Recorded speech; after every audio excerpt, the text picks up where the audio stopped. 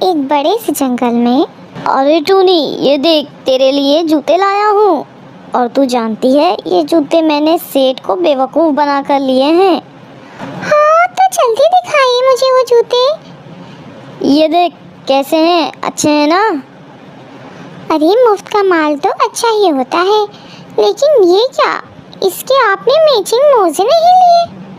लालच करने में आपने कंजूसी कर ली। अगर मैं होती तो एक की जगह 2 जूते लेती। मैं बताती हूँ, कल तुम सेठ के पास जाना और मैचिंग मोजे की पैसे लेकर आना। क्या बोल रही है? इससे तो सेठ को मेरे लालच के बारे में पता चल जाएगा। तो ठीक है, अगली बार ध्यान रखना जब भी पिंकी आती है। अरे पिंकी, तेरे हाथ में क्या है? माँ, बंटी अंकल रास्ते से जा रहे थे, मैंने उनसे 5 टॉफी खरीद ली। तो मुझे मारोगी तो नहीं ना? अरे नहीं बेटा, तूने बहुत अच्छा किया।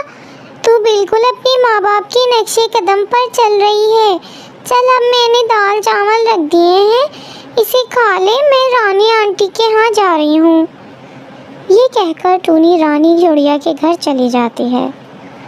अरे टूनी, आओ आओ, बड़े अच्छे मौके पर आई हो। मैं तुम्हारे घर आने वाली थी।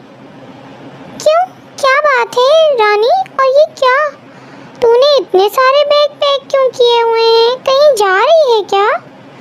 हाँ टूनी, मैं गोवा के जंगल में जा रही हूँ। लेकिन तेरे पास गोवा जाने के पैसे कहाँ से आए? वो मेरी एक मोबाइल से लॉटरी लगी थी, पूरे 50,000 रुपये मिले हैं। इससे मैंने हवाई मोटर खरीदा है, उसको लेकर मैं गांव जा रही हूँ। मेरे पीछे तो मेरे घर का ध्यान रखना। तू चिंता मत कर। ए काश मेरी भी लॉटरी लग जाती, मैं भी गोवा जाती घूमने। मैं इतनी गरीब हूँ कि अपने पैसे से तो गोवा जा नहीं सकती। चलो देखते हैं। इस तरह एक हफ्ता गुजर जाता है। एक दिन टूनी के पास फ़ोन कॉल आता है। हेलो, आप कौन? अरे बहन जी, आपके 2 करोड़ रुपए की लॉटरी लगी है। क्या 2 करोड़? हाँ हाँ बहन जी, आपने सही सुना, लेकिन आपको ये इनाम पाने के लिए कुछ पैसे देने पड़ेंगे। ठीक है, मैं अपने पति से बात करके बताती हूँ। टूनी खुशी के मारे झूम रही थी। कल्लू जी देखिए, हम लोगों की 2 करोड़ की लॉटरी लगी है, लेकिन इन पैसों को लेने के लिए कुछ पैसे देने पड़ेंगे। ठीक है, इसमें कौन सी बड़ी बात है? 2 करोड़ रुपए पाने के लिए मैं कुछ भी कर सकता हूँ। इसके लिए तो मैं अपना घर भी गिरवी रख सकता हूँ। दूसरे दिन टूनी उस नंबर पर फ़ोन लगाती है। हेलो, ठीक है सर, आप बताएं मुझे कितने पैसे जमा करने पड़ेंगे? कुछ ज़्यादा नहीं, बस 2 लाख रुपए। मैं एक नंबर आपको मैसेज कर दे रहा हूँ, आप इस नंबर पर पैसे डलवा दीजिए। पैसे डालते ही 2 करोड़ रुपए आपके खाते में आ जाएंगे। 2 करोड़ के लालच में आकर कल्लू और टूनी अपना घर भेज देते हैं और 2 लाख उस फ्रॉड स्टार को दे देते हैं। फिर खाते में 2 करोड़ रुपए आने का इंतज़ार करने लगते हैं। कल्लू, हम लोग इस मोहल्ले में सबसे अमीर हो जाएंगे। तुम ठीक कहती हो, हम लोग इन 2 करोड़ रुपए से एक फ्लैट खरीदेंगे, पिंकी को बहुत बड़े स्कूल में पढ़ाएंगे। हाँ कल्लू, हमारा एक बड़ा सा हवाई मोटर होगा। उस हवाई मोटर से सबसे पहले हम लोग गोवा जाएंगे और खूब मस्ती करेंगे। हम लोगों की किस्मत का ताला खुल गया। अपनी गरीबी तो चुटकियों में दूर होगी, बस अब पैसे आने का इंतज़ार है। मम्मी, मैं खूबसूरत सुंदर ड्रेस लूँगी। हाँ बेटा, तुम्हारी सारी ख्वाहिशें पूरी हो जाएंगी। अब हम अमीर हो गए हैं। धीरे धीरे दिन गुजरने लगते हैं, लेकिन टूनी के खाते में अभी तक पैसा नहीं आता। अब टूनी और कल्लू को चिंता सताए जा रही थी। कल्लू, मुझे तो डर लग रहा है, कहीं मुझे किसी ने ठग तो नहीं लिया। हाँ, मुझे भी ऐसा ही लगता है। अब तो अपने ऊपर छत भी नहीं रही। अगर कुछ ऐसा वैसा हो गया तो हम कहीं के नहीं रहेंगे। चुप, चुप रहो, शुभ शुभ बोलो। टूनी और कल्लू खाते में पैसे ना आने की वजह से परेशान थे। अगले दिन टूनी के फ़ोन की घंटी बजती है और वही नंबर देखकर टूनी खुशी से उछल पड़ती है। कल्लू आ गई कॉल, आ गया मेरा पैसा, आ गया। हेलो, क्या मेरा पैसा आपने मेरे खाते में भेज दिया? बहन जी, आपके मोबाइल पर एक OTP जाएगा और जैसे ही आप इसे मुझे बताएंगी आपका पैसा आपके बैंक में ट्रांसफ़र हो जाएगा। टूनी फ्रॉड स्टार को OTP बता देते हैं। तभी टूनी के मोबाइल पर एक मैसेज आता है। हाय कल्लू, हम लोग लुट गए, बर्बाद हो गए। हम लोगों के लालच ने हमें कहीं का नहीं छोड़ा। जो बचा कुचा पैसा बैंक में था वो भी चला गया। टूनी और कल्लू अफसोस करते रह जाते हैं। इन्हें उनकी लालच का फल मिल चुका था। रानी चिड़िया अपनी सौतेली बहन बुलबुल चिड़िया और अपनी सौतेली माँ बबली चिड़िया के साथ रहा करती थी।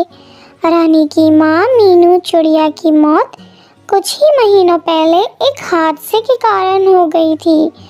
तब रानी का बाप कल्लू कौवा एक विधवा चिड़िया से शादी कर लेता है।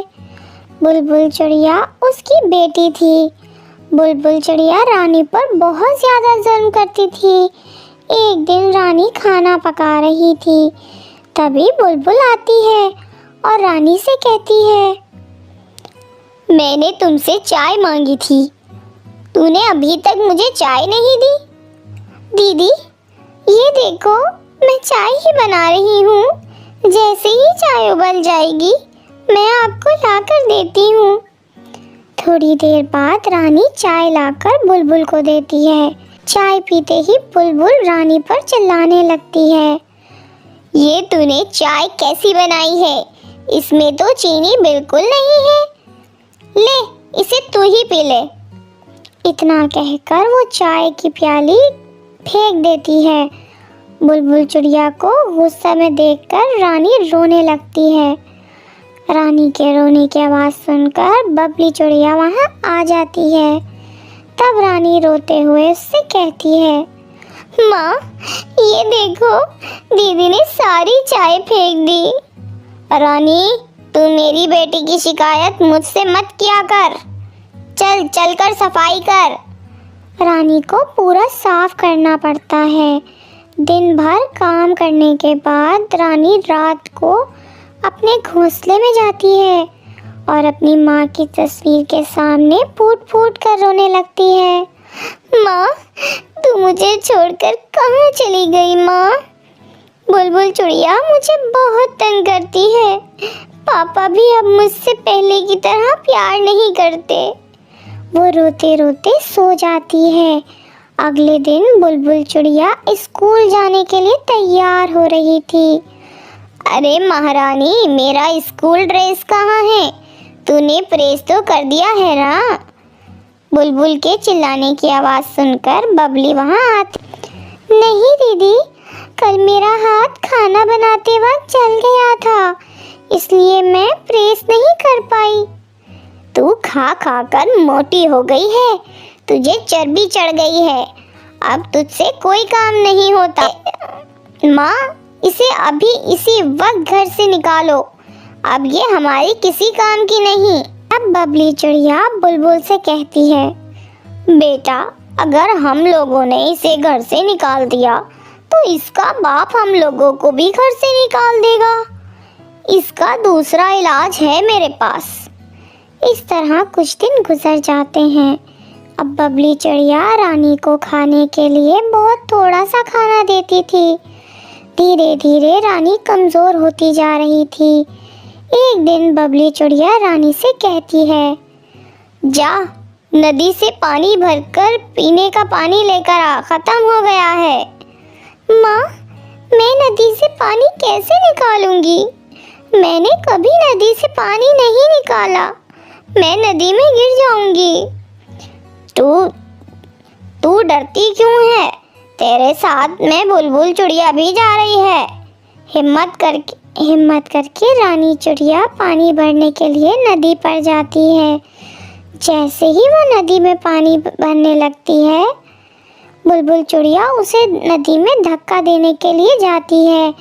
बुलबुल चिड़िया का बैलेंस बिगड़ जाता है और वो नदी में गिर जाती है। मुझे बचाओ, मैं डूब जाऊंगी। मुझे बचा ले रानी, मैंने तुम पर बहुत जुल्म किए हैं। रानी मुझे माफ कर दे, मुझे बचा ले।